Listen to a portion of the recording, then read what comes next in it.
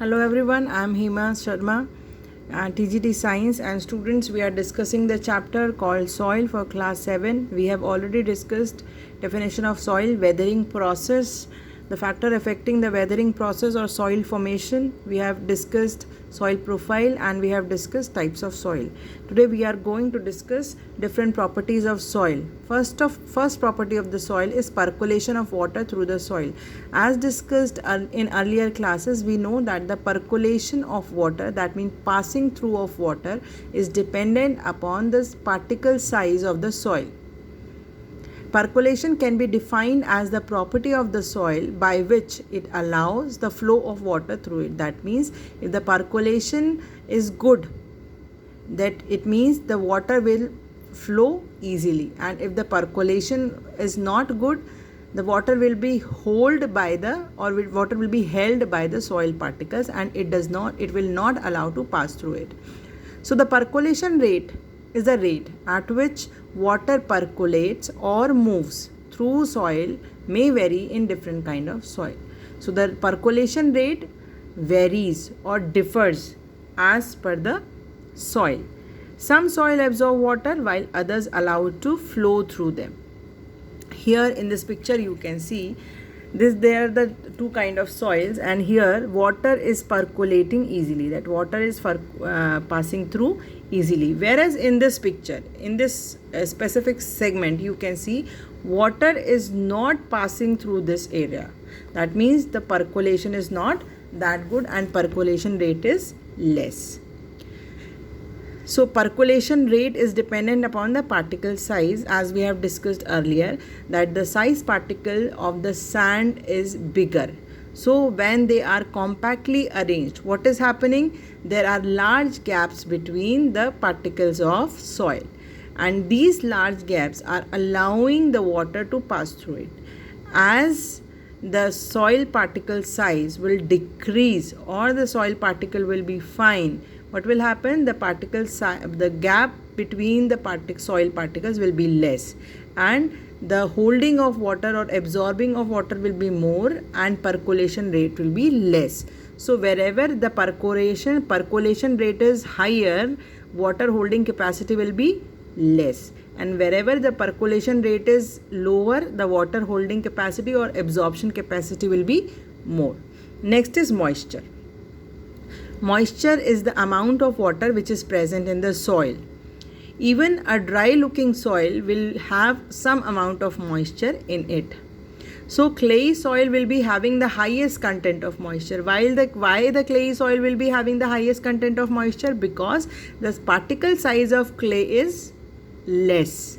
So since the particle size is less, the gap is smaller, and since the gap is smaller, percolation rate is less, and the water absorbing capacity or holding capacity is more, so moisture will be more. So moisture content of a soil is dependent upon its type and source. Next is absorption. So it is also dependent upon the percolation rate. So every soil has water absorption capacity, which depends upon how porous the soil is. That means how porous is the soil, how many pores or how particle size is there. So clay and loamy soil are most porous. The clay and loamy soils are most porous because number of pores are there more. Hence can retain water in large quantities. That is why crops are grown over these soils. Sandy soils, on the other hand, do not absorb water and hence do not support much vegetation and agriculture.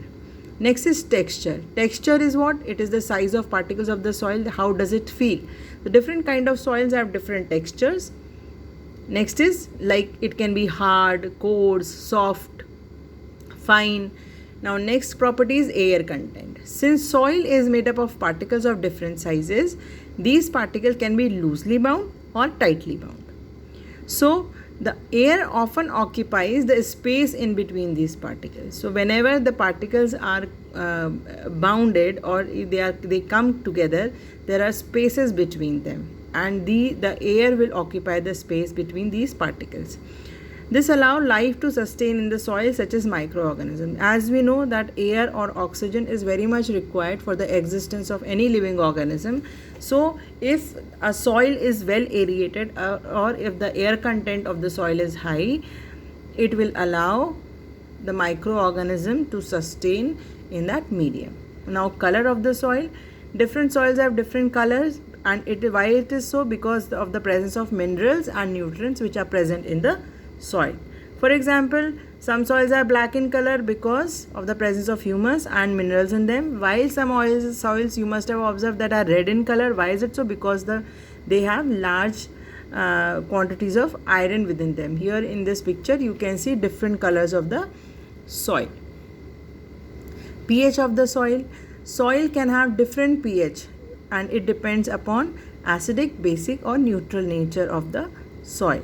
Based upon the pH, different types of crops can be grown in the soil, and different kinds of soils are found in different regions of a country, and because of this following factors, the soil structure of the place is decided. What are these factors? These are temperature, humidity, rainfall, sunlight, winds, etc. So you can observe that the atmospheric condition or the climatic conditions or elements of weather like temperature, humidity, rainfall, sunlight and wind is determining the soil structure of a place. So the type of crops that will grow in the soil will be depending upon these factors, that means the atmospheric conditions as well as the properties of a soil.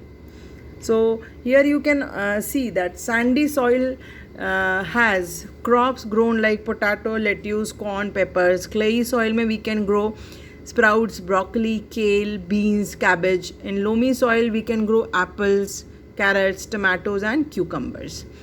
In our next class, we will be discussing about soil erosion. Thank you so much.